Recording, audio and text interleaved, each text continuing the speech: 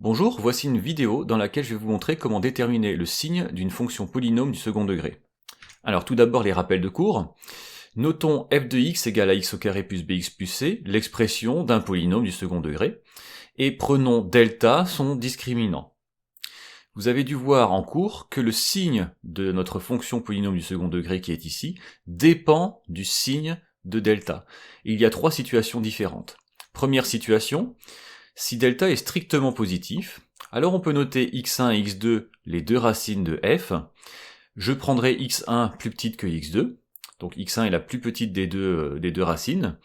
Et dans ce cas-là, on obtient le tableau de signes suivant. Donc vous voyez qu'ici, j'ai la ligne avec la ligne des x, qui va de moins l'infini jusqu'à plus l'infini, dans laquelle j'ai mis x1 et x2, les deux racines de f.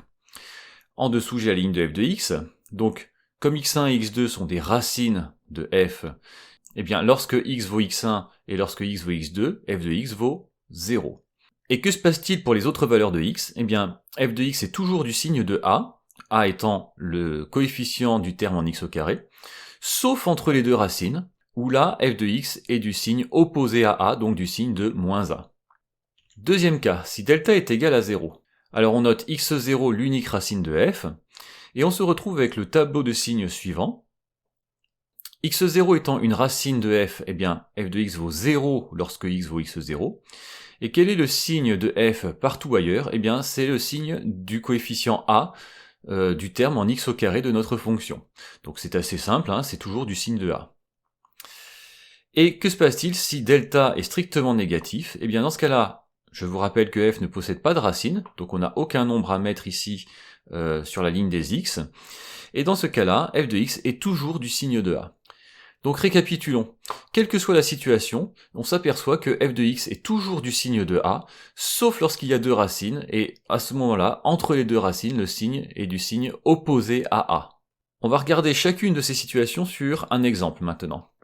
Premier exemple, prenons f de x égale 2x au carré plus 6x moins 56. La première chose à faire, c'est de calculer delta pour savoir s'il est strictement positif, strictement négatif ou nul. Donc ici, calculons delta.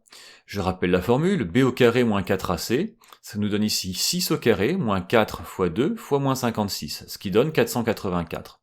484, c'est un nombre strictement positif.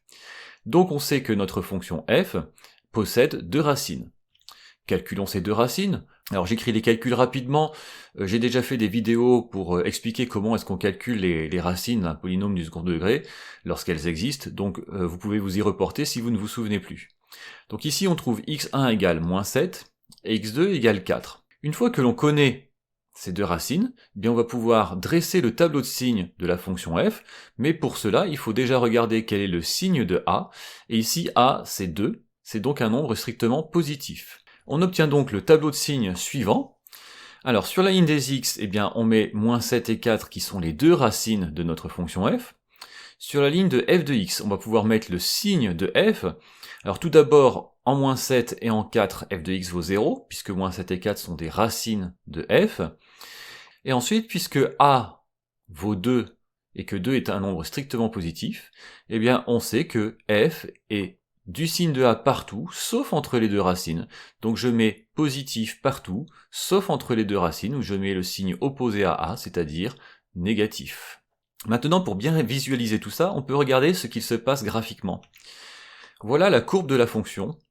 Vous voyez que la courbe coupe l'axe des abscisses en moins 7 et en 4. Ce qui signifie que f de x vaut 0 lorsque x vaut moins 7 et lorsque x vaut 4. Et la courbe est au-dessus de l'axe des abscisses sur moins l'infini moins 7, et sur 4 plus l'infini, ce qui correspond bien à une fonction positive sur moins l'infini moins 7, et sur 4 plus l'infini. En revanche, la courbe de la fonction est située en dessous de l'axe des abscisses sur moins 7, 4, ce qui correspond bien à une fonction négative sur cet intervalle.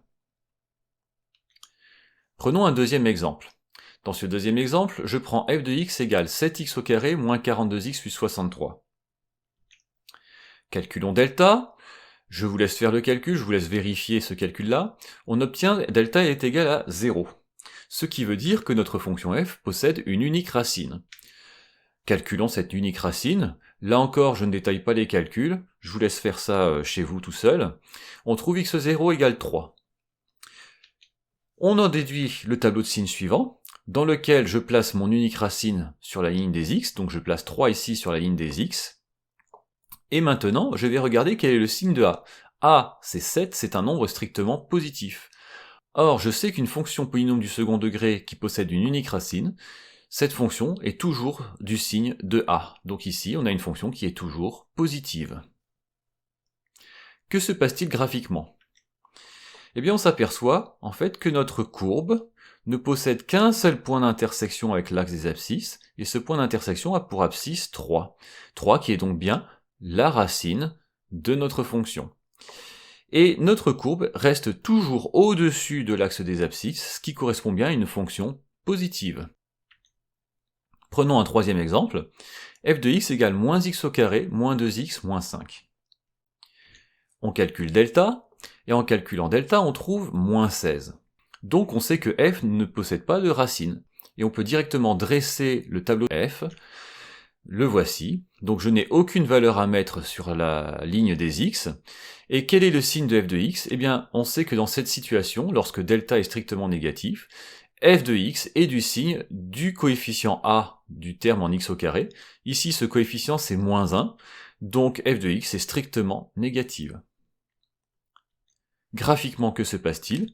La courbe ne possède aucun point d'intersection avec l'axe des abscisses, et elle reste toujours du même côté de l'axe des abscisses. Ici, elle est en dessous, et cela correspond donc à une fonction négative.